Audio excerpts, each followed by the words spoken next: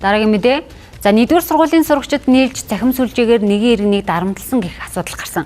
Тэгвэл өнөөдөр иргэн уянга боловсролын яамны үүдэнд суулт хийлээ.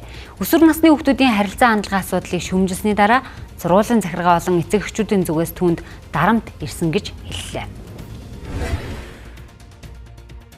Одоо ийм гэмт хэргийн бүглэглэл одоо надад та хардаа ичдэггүй авгаавээ өөрийгөө дүүжилж алг гэдэг одоо жишээл ийм комментууд иймэрхүү мессежүүд бол надад одоо 100-аар ирж байна те.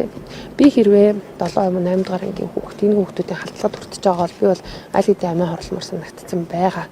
Намайг бол эдгээр хүүхдүүд нь шүү дээ те амиа хорлооч гэдэг шахалт үзүүлээд байгаа байхгүй.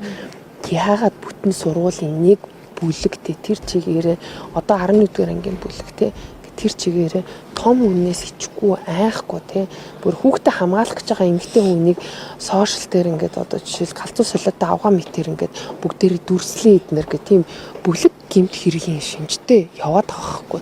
Тэг энийг яагаад тасан зогсоохгүй яагаад хөгжүүлээд байгаа боловсролын яам ийм чадамжгүй юм уу? Нийслэлийн боловсролын газрын амар түвшин өөрөө нэгдүгээр сургуулийн менежер байсан гинэ.